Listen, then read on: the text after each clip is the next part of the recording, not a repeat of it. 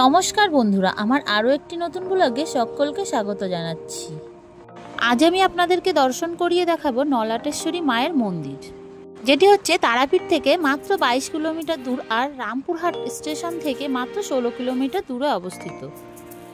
প্রথমেই বলে দিই, আমার ভিডিও যদি আপনাদের একটু ভালো লেগে থাকে তাহলে অবশ্যই লাইক সাবস্ক্রাইব করে পাশে থাকার জন্য অনুরোধ থাকলো। চলে এসেছি আমরা মন্দিরের সামনে। আজকে কিন্তু আমরা মন্দিরটা কিন্তু খুব সুন্দর সাজিয়েছি, আর আমরা এখানে পৌঁছাতে কিন্তু সন্ধ্যা হয়ে গিয়েছিল।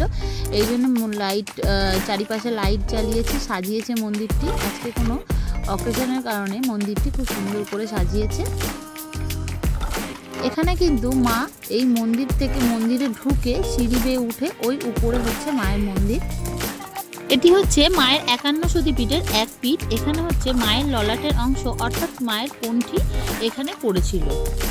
মায়ের এই কণ্ঠী পড়ার পর এই কণ্ঠীটি শিলার উপর রূপান্তরিত হয়। মন্দিরে ঢুকে এই সিঁড়ি বেয়ে উঠে কিন্তু এবার মায়ের মন্দিরে মাকে দর্শন করতে যেতে হবে। মায়ের এই কণ্ঠীটি এখানে পড়ার পর শিলার উপর রূপান্তরিত হওয়ার পরে 5 কিলোমিটার দূরে পাইকপাড়া নামে এক গ্রামে রামচরণ দেব শর্মা বলে এক সাধককে এই মা এইখানে স্বপ্ন দেখিয়েছিলেন। স্বপ্ন দেখানোর পর ওই রামচরণ সাধক এসে এখানে রোজ পুজো দিয়ে যেতেন, মাকে স্নান করিয়ে পুজো দিয়ে যেতেন। প্রথমে কিন্তু এখানে কোনো মন্দির ছিল না, পুরো চারি সাইডে জঙ্গল ছিল, আর এই মাকে একটি বটবৃক্ষ ছায়া দিয়ে মাকে ঘিরে রাখতো সবসময়। এবার আপনারা মাকে দর্শন করে নিন। মায়ের উপরে হচ্ছে মুকুট, রূপোর মুকুট পরানো আছে, আর জিভ হচ্ছে সোনার জিভ। প্রথমেই কিন্তু শোনা যায় এই মায়ের মূর্তিটি ছিল না, পরে তৈরি করা হয়েছে। এইরকম ছিল না মায়ের মূর্তিটি। আর এখানে কিন্তু মন্দিরের ঠিক একটু আগে সামনে উপরে যে এই মায়ের চিত্রকলাগুলি দেখছেন, মায়ের কিন্তু এখানে 10টি রূপ, মায়ের 10টি রূপ এখানে আছে। প্রথমেই কিন্তু এখানে কোনো মন্দির ছিল না। তারপর নাটোরের রানী মা ভবানীকে এই মা স্বপ্ন দেখিয়েছিলেন। তারপর স্বপ্ন দেখানোর পর নাটোরের রানী নিজে দাঁড়িয়ে থেকে এখানে মন্দিরটি তৈরি করে দিয়েছিলেন। তারপর ভোগ প্রসাদের ব্যবস্থা সমস্ত কিছু কিন্তু নিজে দাঁড়িয়ে থেকে তৈরি করেছিলেন।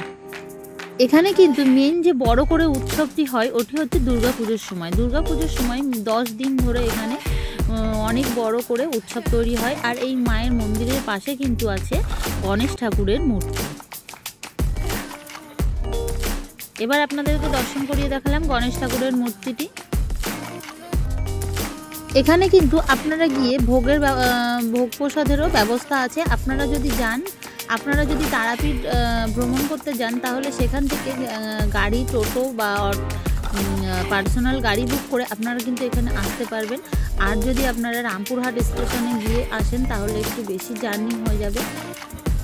এটি যদি আপনারা তারাপীঠ ভ্রমণের সঙ্গেই এই মন্দিরটি ভ্রমণ করেন তাহলে আপনাদের অনেক সুবিধা হবে।